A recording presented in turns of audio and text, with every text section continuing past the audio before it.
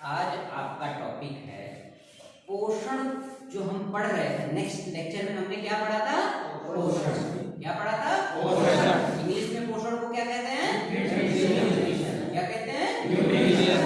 तो आज हम पोषण में आपके सामने देख रहे हैं दो प्रकार के पोषण उस दिन हमने लिखवाए थे।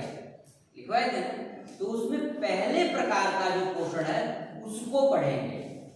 यहाँ पे आपका है स्वपोषी पोषण, यानी पोषण दो प्रकार का बताया गया था। कितने प्रकार का?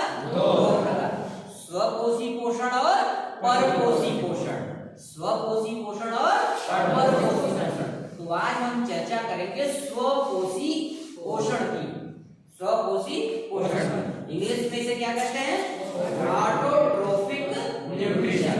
Autotrophic nutrition. इसका जो सीधा सा मतलब होता है ऑटोट्रोफिक, यानी स्वपोषी का मतलब होता है जो खुद से भोजन बना, जो अपना भोजन स्वयं बना सके, जो खुद से भोजन स्वयं से भोजन बना सके, यानी स्वयं से पोषण कर सके, ऐसे पोषण को स्वपोषी पोषण कहते हैं। आइए एक बार सेंटेंस पे ध्यान देते हैं, फिर इसके बाद लेक्चर विस्तार से। ऐसे जीव जो अकार्बनिक पदार्थों से, वे सभी जीव या ऐसे जीव जो अपना पोषण स्वयं कर सकते हैं, किससे? अकार्बनिक यौगिकों से या कार्बन डाइऑक्साइड, जल तथा प्रकाश के माध्यम से अपना भोजन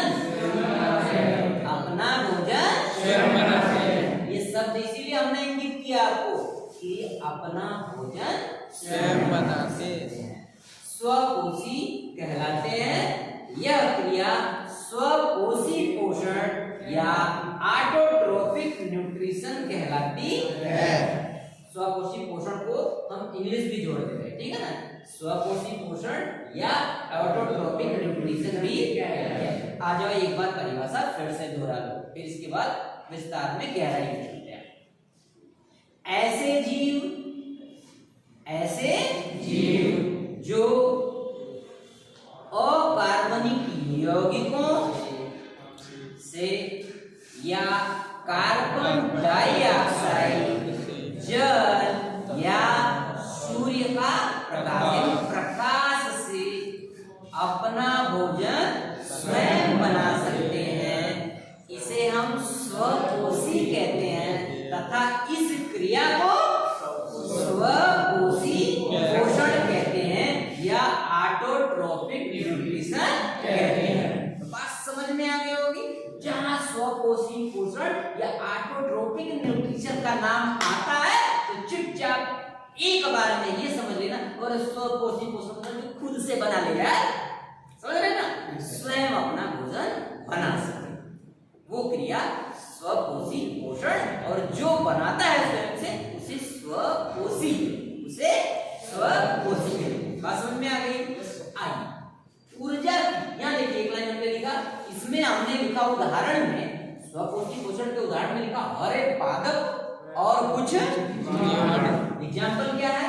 हरे पादप और कुछ जीवाणु, यानी ये हरे पौधों और कुछ ही जीवाणुओं में ये स्वपोषी पोषण की क्रिया पाई जाती है, यानी हरे पौधे और कुछ जीवाणु जो अपना भोजन स्वयं बना सकते। बात समझ में आ गई? तो स्वपोषी की क्षमता किसमें होती है?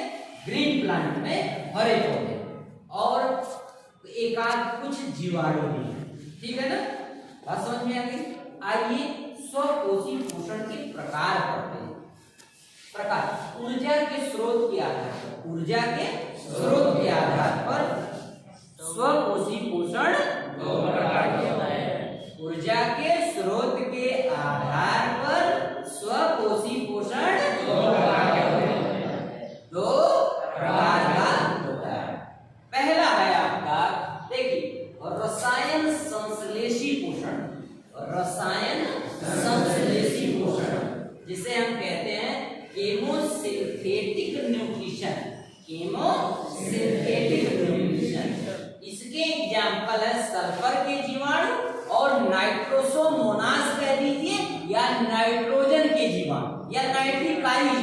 नाइट्रिकारी जीवाणु।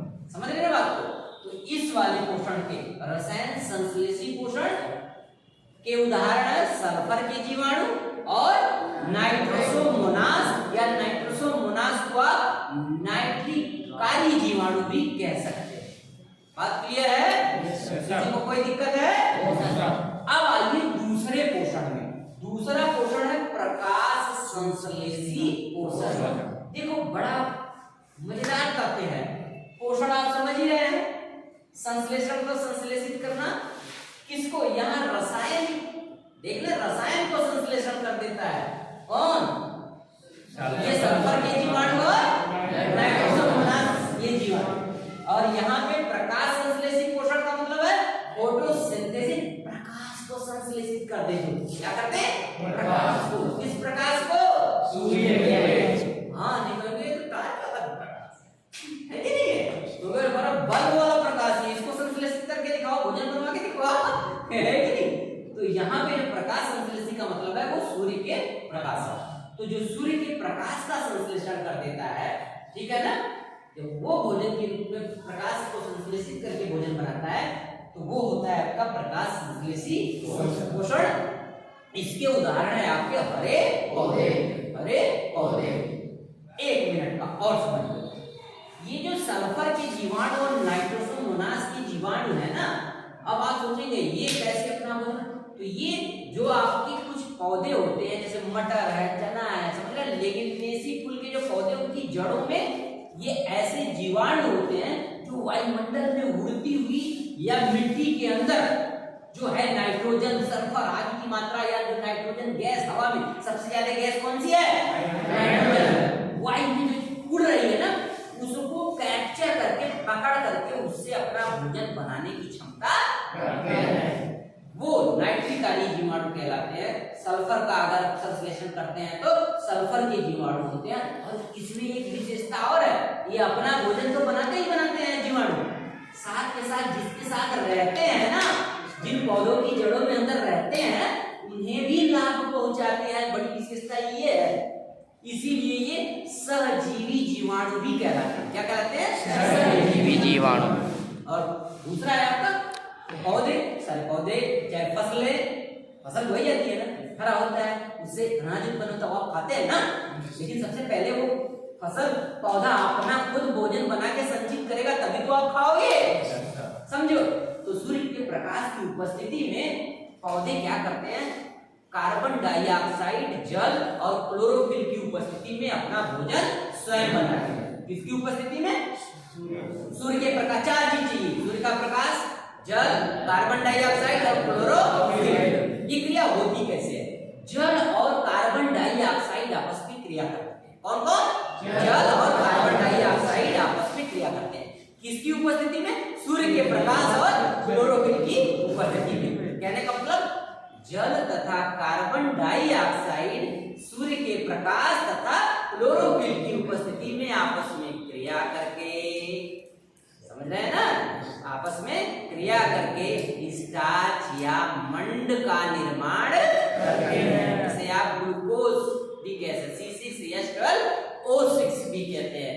इसका निर्माण करते हैं, मतलब भोजन बनाते हैं। तो बात समझ में आ गई? आज हमने क्या पढ़ाया आपको? स्वपोषी पोषण परिभाषा बताई, समझ में आ गया सबको?